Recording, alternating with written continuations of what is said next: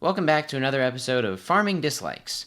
I like Season 2 of Severance, but it was pretty disappointing to me. However, I already explained that in my last video. What I'm here to explain today is the season finale, Cold Harbor. I didn't get the chance to talk about it in my last video because I wrote most of it before the season ended, but now I can.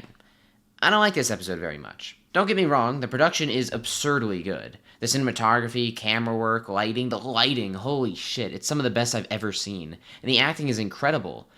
What I don't like so much is the writing. This is the last time I'm talking about this season. By the way, I'm not going to be careful about spoilers at all, so if you haven't seen the season yet, either click off of the video or skip to the timestamp on screen now. I don't really know where to start my complaints, so I'll just start at the most relevant one to the episode, Mark. I have a little bit of a problem with how his scene with his Audi plays out. I think it was a massive mistake to have this be the first time they ever come in contact. Mark this season thinks he owes something to his Audi, and this episode is supposed to be him rejecting that.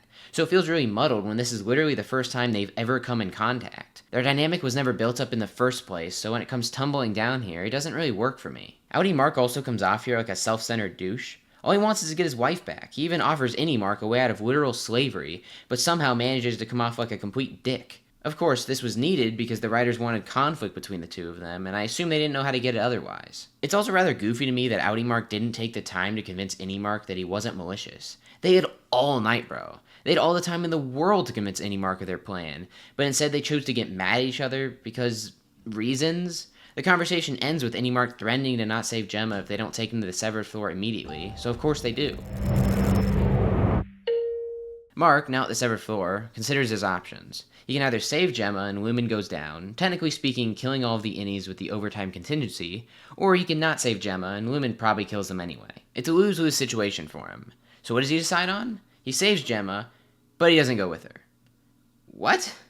He saved her only to leave her as alone as she was when she was kidnapped and tortured by Lumen. Him not going with Gemma also makes it all the more likely that Lumen just takes her back when she tries to escape. And hell, he lets him do it. Earlier, she was completely supportive of him being with his wife, which was established in one of the most gorgeous scenes in the show, by the way. She understood how much of a lose-lose this was, and it was best if Mark saved Gemma with the chance that he might get reintegrated. Hell, he isn't selfish. Why would she let him go with her if she knows it's going to kill him?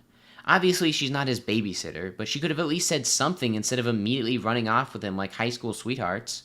Apparently, Audi Mark doesn't value any Mark, but he literally gives him the best possible option here. I understand that Audi Mark was lying through his teeth when he offered reintegration, but any Mark doesn't know that for certain, and even if he did know for absolute certain that his Audi was lying to him, that doesn't change the fact that taking down Lumen and saving Gemma is the best option, because either way, Lumen kills the innies. This is simply the best route for any Mark to go, and I don't understand why he wouldn't take it. Quick interlude, I really thought Mark's reintegration would play some sort of hand here.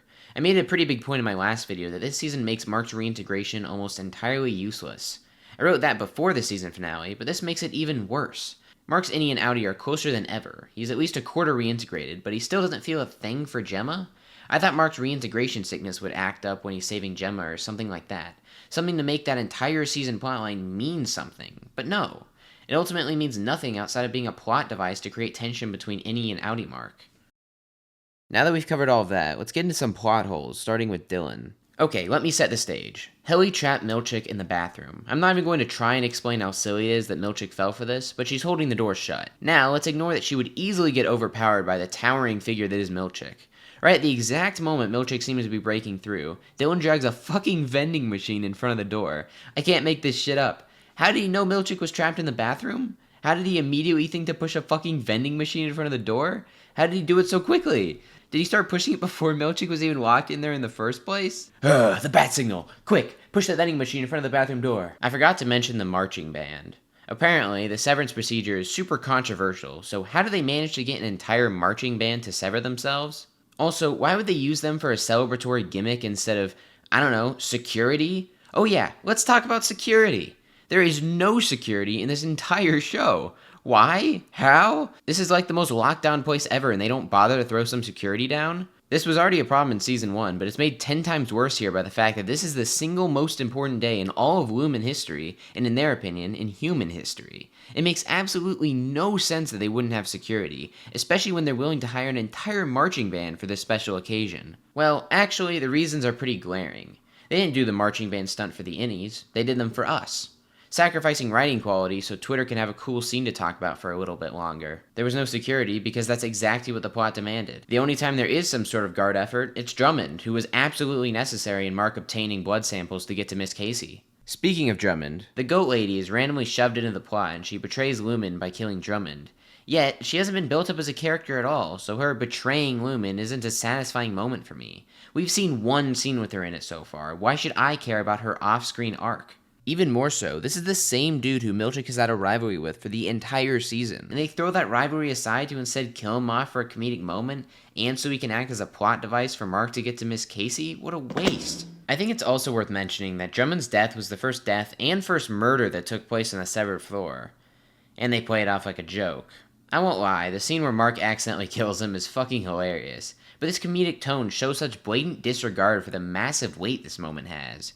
Remember how much impact it had when Dylan tackled Milchick in episode 7? That was merely the first drop of blood the Innies inflicted upon a Lumen employee. How can that scene have such relevance and weight to it when the first literal murder in the show is played off like a silly joke? Outside of what I've already covered, I have some minor critiques on Helly here. Mostly for her scene with her dad. You created hell and now you're going to burn in it. Who wrote that line, bro? I couldn't keep a straight face when I heard that shit. Also, Helly's arc this season feels non-existent. Helena is shown to be jealous of Helly, probably because her dad prefers Helly over her.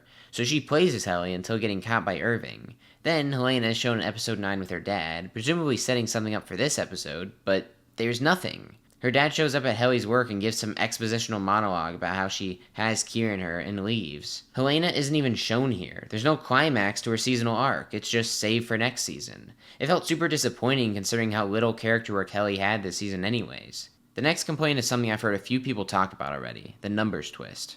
Apparently, the work Mark is doing actually works to create different severed personalities for Gemma.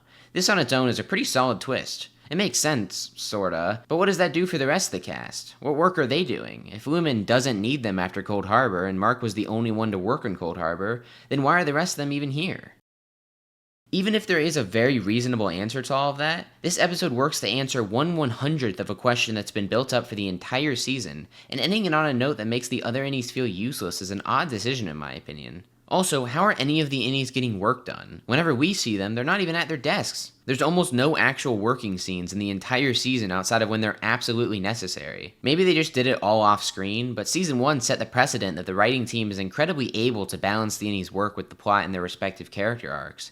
But this season doesn't do that. I honestly don't care that much, but it always felt odd for no one to interfere when the Innies blatantly disregarded their crucially important work. Pretty much everyone here gets shoved aside in favor of focusing on Mark, which is a huge shift from season 1, where basically everyone was equally important to the plot. To clarify, I don't mind saving plot points for later seasons, but when you build up a plot line for an entire season just to not pay it off, it comes off as really annoying to me. Shows haven't always done this. Remember when we could have shows like The Sopranos that built up plot points for later seasons while actually paying off seasonal arcs? Seasons used to be valued as their own miniature stories. Sure, they connect with the rest of the show, but you'd be able to get value out of them before the next season drops in however many years. It feels like that aspect of TV is dying with seasons like this and The Bear Season 3. Again, the production and technical aspects were spectacular, some of the best in television. I just don't think that makes up for how sloppily written this is. I'm not placing blame on anyone. I don't know if it was studio interference or Ben Stiller not having enough time to finish the script or what.